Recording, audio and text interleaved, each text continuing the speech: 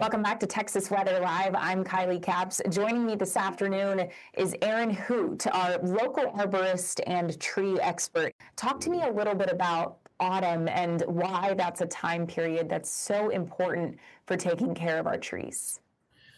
Yeah, I mean, like you said, it's a kind of a transitional time. We're moving into the winter. It's a good time to look at your trees and decide or ask questions about what we may need to expect or do before what we're expecting in the winter. Obviously, not knowing if we're going to get ice or whatever. We want to be prepared for those kinds of situations. And it's just a great time to observe the trees and see if they're doing what they're supposed to be doing. See if maybe your color is not changing the same as normal, and that could tell you that there might be something wrong or there might be something different in the ground or the environment. So it's just a great observational time, and it's a good time to make changes before it's too late. And too late meaning maybe a significant cold snap, right? Cold snap, ice. I mean, a lot of times you have branches that are fine until they get enough weight on them. And sometimes an ice storm's the only way you're going to get the amount of weight. I mean, a mature live oak with a half inch of ice is an extra 8,000 pounds roughly on that tree. So, I mean, that's just a half inch. You get an inch of ice and you're looking at a lot of weight. And some branches are fine until you get that much weight on them. One of the pieces of advice that you've given me is the more time that we spend preparing now, the less time that we'll spend reacting in the spring. I mean, spring typically for us across North Texas is our significant severe weather season. We have that secondary severe weather season throughout the fall months, but it's spring whenever the way that our weather pattern sets up, it's way more active, and that's when we're talking about the potential for very high winds. And anytime we're talking high wind, I mean, trees are at risk there as well. On the flip side, if plants or if trees enter the winter months without being taken care of, your problems can worsen. Yeah, I mean, you can do things for trees now that'll get them prepared so they come out of dormancy already prepared. Whereas if you do something like its health treatment right when they come out, it may take a couple weeks for that treatment to take full effect. And you may be behind the eight ball. You might not have your tree as prepared as you could as if you were to treat it earlier on. A lot of these treatments last for 6 months to a year, so you can get them done ahead of time and get the tree prepared. Which I feel like that plan of action is much better than reacting in the middle of an ice storm or in the middle of a severe weather outbreak. Now, you have put together several tips and tricks when it comes to making sure that our trees are prepped for winter. Talk to me about that first tip. So yeah, the first thing, it's a very easy thing to do, is mulch. Roots are a lot more shallow in the soil than most people think. They don't typically grow, the majority of the root system doesn't grow very deep because it needs oxygen.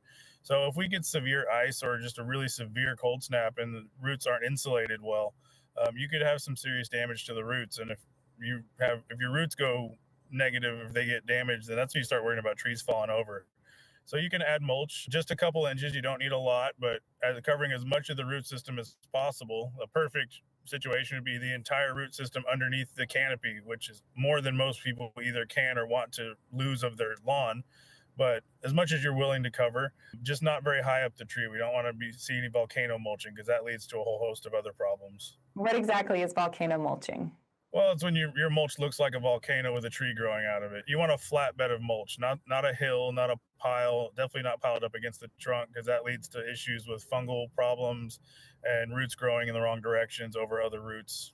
This next tip seems kind of obvious, but I want to hear from you and your expertise. What does it mean to make sure that the tree stays hydrated? Well, trees need water, varying amounts. Native trees handle things better than other types of trees. So watering your trees is definitely beneficial. You don't want to overwater. That's been a big problem this year with how heavy the rain was in the spring. A good thing to do is get a soil moisture meter and check your soil. If your soil's too wet, you should not be watering. If it's dry, you need to water.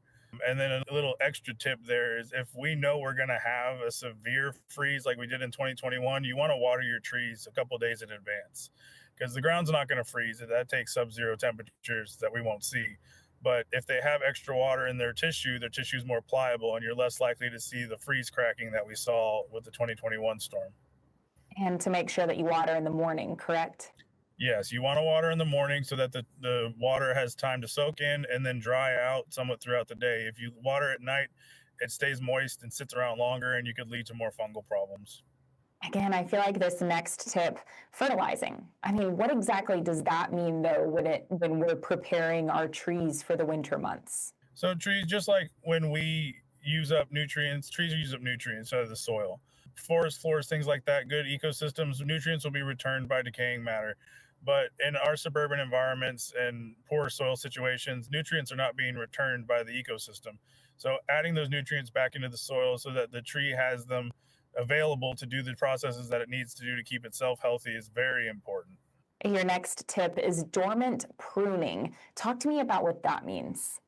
So that's pruning when the tree's dormant. Not all of our trees go dormant. We have a lot of live oaks, but when there's no leaves on the tree, it's a lot easier to see certain structures and see certain things, and it's a lot less stressful to the tree to do it while it's dormant. So it's a great time to prune your trees, remove branches that you don't want to see under the weight of even sometimes just leaves or heavy acorn or pecan crops. If you do it during the winter, it's easy to decide what to do and make good decisions, gives the tree the less stressful situation through pruning, and it gets you taken care of before the winter or the spring increases the hazards. So that we're not reacting. I love that. Okay, and last but not least, your final tip is to keep pests away. Yeah, there are things you can do in the fall to stop insect larvae specifically. Most people end up reacting to pests when you see the adult stages of the pest doing the active damage. But if you can control the larvae, which are overwintering either in the ground or in the branches of the trees, then you actually can decrease the crop of adults that emerge in the spring and the summer and keep the problem at bay before it even shows up. And there's ways to do that. There's dormant oil, which is a great thing to spray in the fall and in the winter that is a lot less harmful than what you would use if you had an active pest crop. So it's able to be sprayed without affecting good insects. And that's something that we use just to try to smother the larvae and the eggs while they're overwintering. Aaron, all of these tips and tricks are so important and honestly so helpful. Aaron Hoot, our local arborist and tree expert, thank you so much for joining me today. And thank you for watching this afternoon's edition of Texas Weather Live. Fox 4 News at 4 will be on right after this.